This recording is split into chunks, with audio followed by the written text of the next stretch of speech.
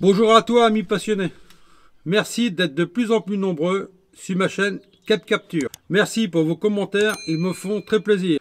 Ça me motive à vous faire de belles vidéos ainsi que des beaux tutos. Le tuto d'aujourd'hui concerne les plombs que j'emploie lors de mes pêches, ainsi qu'une petite astuce. Allez, générique, c'est parti!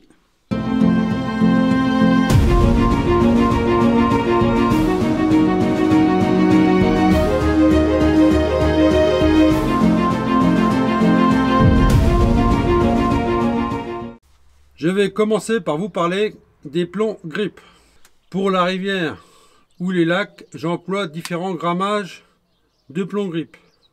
170, 220 et 300 grammes, selon le courant ou la distance où je pêche. Pour mes pêches en rivière ou en lac, là je me sers de mes cannes 10 pieds. Je trouve que c'est plus pratique. Et éventuellement, je sors mon boat. Je pêche le plus souvent en rivière, à une vingtaine de mètres du bord. Pour les plombs, je ne descends pas en dessous de 170 grammes pour avoir un bon autoferrage et éventuellement s'il y a un peu de déchets qui se prend dans mon fil pour éviter de déplacer mon montage.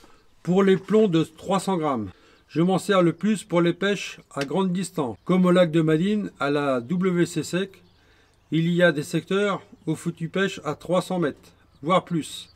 Là, tu as besoin de gros plombs, car comme tu le sais, plus tu pêches loin, plus il faut du gros grammage. Numéro 2. Pour les plombs distance. Là, je sors mes 13 pliés. Là aussi, j'ai plusieurs grammages. 70, 90, 110 et 120 grammes. Il faut bien choisir son plomb distance en fonction de sa canne. Ne croyez pas que si vous mettez un gros plomb distance de 142 grammes, vous allez lancer plus loin. Ça, c'est totalement faux. Car plus vous allez monter en grammage, plus il vous faut une canne raide. Je vais te parler d'une chose que la plupart des pêcheurs détestent. C'est le vent. Si tu as le vent dans le dos, tout va bien. Tu vas pouvoir faire des magnifiques lancers à grande distance. Là où ça devient un problème, si tu as le vent de face. Pour atteindre des grandes distances, là ça devient très compliqué. Alors je te conseille de descendre en grammage au lieu de rester avec des gros plombs. Et tu verras, ça ira beaucoup mieux.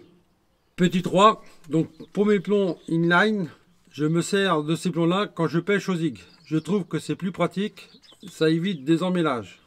Là aussi, j'ai plusieurs grammages, en fonction d'où la distance où je veux pêcher.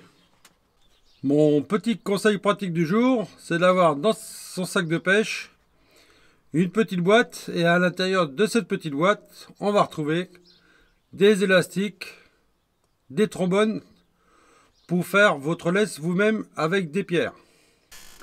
Et bien voilà, ce tuto tire à sa fin. J'espère que ça vous a plu. N'oubliez pas de vous abonner, d'activer la cloche des notifications pour être au courant des prochaines vidéos qui vont sortir.